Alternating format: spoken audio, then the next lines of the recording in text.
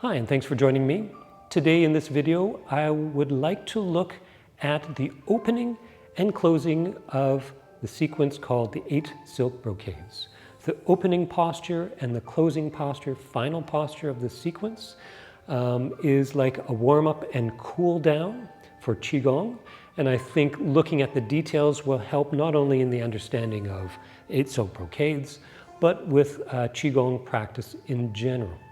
So what I'd like to do is first, of course, go through those two movements, and then we'll look at some of the details and some of the ideas that I think are important to understand with these two moves.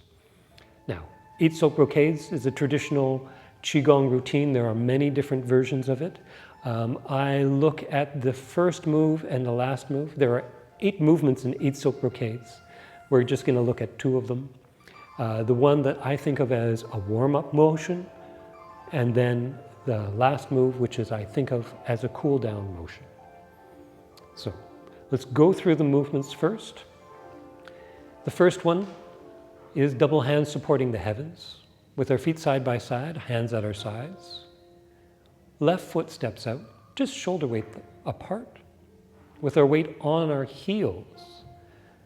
We set our weight down into the heels, so we bend our knees just a little bit. We drop our shoulders and we extend our fingertips down. Relax the low back, keep the body upright. Turning the palms out, we bring our hands out to the sides, 2. We raise the hands overhead. Pushing the palms up, we lengthen the body, and then we lift the heels just a little bit. 3. Setting the heels back onto the ground, arms coming out to the sides and down. And 4. The same motion again. Setting the weight down. 5. Turning the palms out, hands coming out to the sides, bringing the arms overhead. 2. Lifting the heels, pressing the palms, and then pointing the fingertips up, lowering the arms, hands returning to our sides. The last move is vibrating the heels. For this move, the first part, we overlap the hands. We're just drawing a circle with the arms, so the arms come straight overhead, hands coming out to the sides and down. We place our palms on the small of the back. And from here, we lift our heels, 1. Setting the heels down, relaxing the low back, and 2. The same motion again. Heels coming up, 3. Setting the heels down, and 4. It's like we're standing in the ocean. The wave comes lifting us up, 5. The wave goes by, we set back down, heels on the ground, 6. One more time, breathing in. Lowering the heels, breathing out. Arms at our sides. Feet side by side, bringing our hands down and close.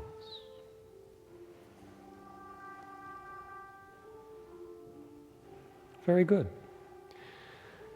These 2 moves, now, of course, the 8 Silk Brocades is a very old tradition, and there are many different ways of doing it. So do not be alarmed that the way I do the sequence is slightly different from other versions. Also, I'm aware that there's differing explanations for the moves. And I don't see that this is a problem. It's just simply a description and a discussion looking at the moves from varying perspectives. Now, the 8 Silk Brocades, I relate these moves, as I said before, to an opening and a preparation to getting the qi lifted up and circulating through the body. Then we go through the traditional sequence.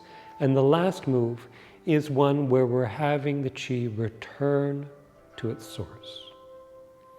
And so this is the importance of the opening motion, the first move, double hand supporting the heavens, and the closing, the last move, which is vibrating the heels. From there now, I relate the whole sequence to varying levels of channels in the body. For those of you who are Chinese medicine nerds, it's the 6 divisions that I connect each movement to. And of course, there's the 6 moves, and then there's one at the beginning as a preparatory move, and then an 8th move at the end, which is the closing move. And these relate to the vessels of the Du and the Mai, the vessel that travels up the back of the body and the other primary vessel that travels down the front of the body. Now, there are many different descriptions and understandings of how these channels or these vessels function, how they move, what is the role that they play.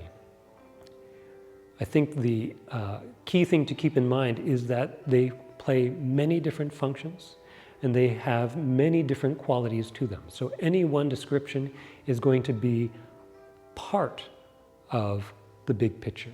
And so when I describe the functions of these channels and the moves, how I relate it to the moves, please keep that in mind, that it's not a definitive explanation.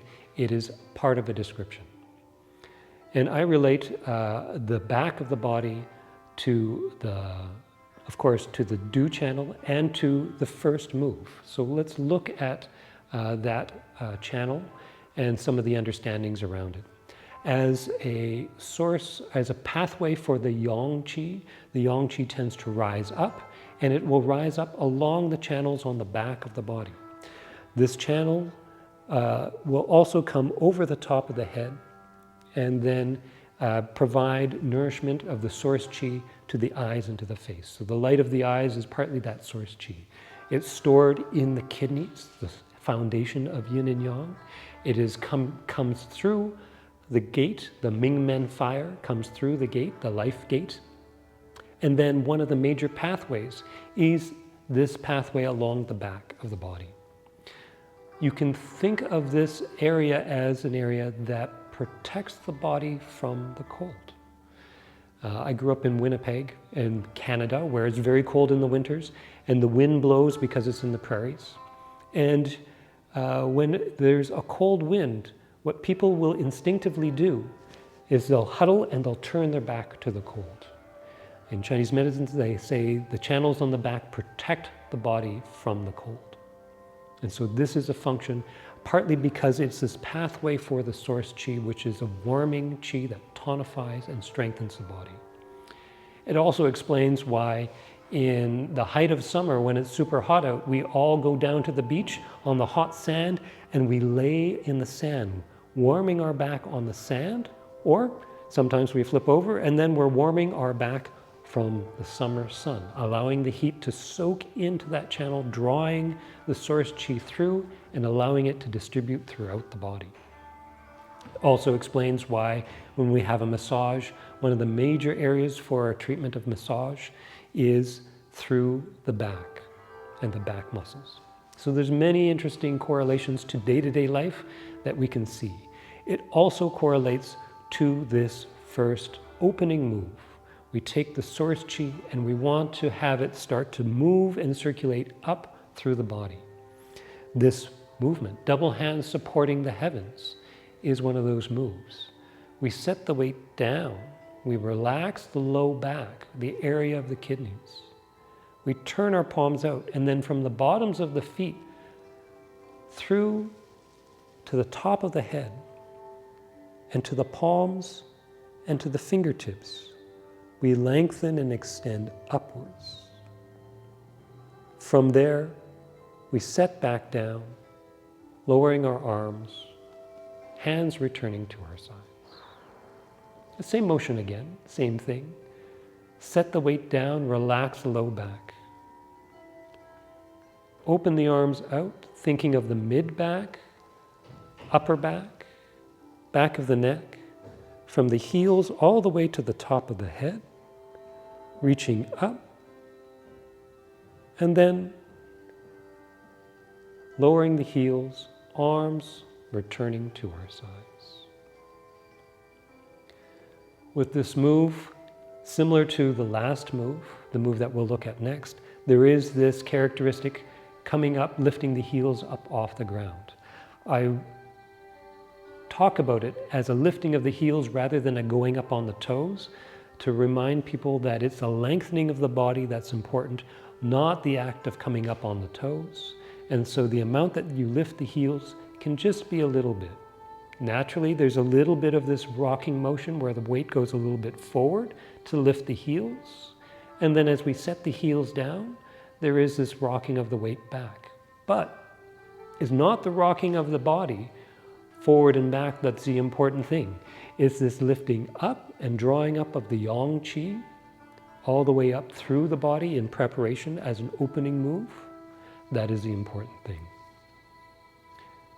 The last move, vibrating the heels, also has this up and down, but the emphasis, instead of being on the lifting up, it's on the settling down. Now, I think of this as related to the renmai, the conception vessel that travels down the front of the body, which is said to be the sea of yin. The back of the body, dumai, is the sea of yang, which tends to rise up, whereas the sea of yin on the front of the body tends to settle downwards. This is the area that the body envelops and wraps around. From the lower abdomen, the body wraps around. This is when before we're born in the uterus, we are shaped as a fetus. And then this same fetal position is one that we will instinctively return to when we are sick and recovering, and often when we're sleeping. And so as a way of conserving the qi, of holding on to the yin, of regenerating, this yin function of the body is held in this front area, deep in the channels, or deep in the vessel of the ren. And so this move is one where the focus is on a settling down that happens into the lower abdomen. So with this motion, the hands are on the low back. This is because the low back is the house of the kidneys, which is the foundation of yin and yang. And what we want to do with the closing move is all the yang qi that has been is circulated out with all the movements of our Qigong practice. We want to encourage it to return to the source, to come back to the kidneys and return to the dantian. And so with the hands on the low back is to remind us in terms of our posture to relax the low back and to allow the source qi to return to the lower dantian. And with this move, of course, the opening is just doing the circle motion with the arms. Relax the shoulders, set the weight to the heels, and with our hands at our sides, we then draw our palms up onto the low back. From there is a lifting of the body, and the lifting of the body lifts the heels, and the point of lifting up is simply to set back down. So it's the second half of the move that is the one that has the importance, right? Lifting up, there's a small lengthening, opening across the chest, and then from there, relax, settle the weight downwards, heels coming onto the ground. 2 more times, lifting up, breathing in, breathing out, lowering the heels, focusing on the front of the body and on the lower abdomen. 1 more time, breathing in,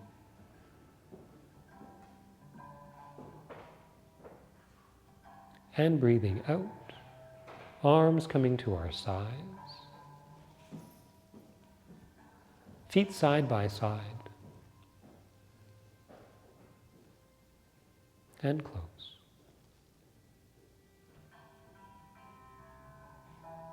I hope this information is helpful for you. Thanks for watching. Keep training, keep practicing, and take care.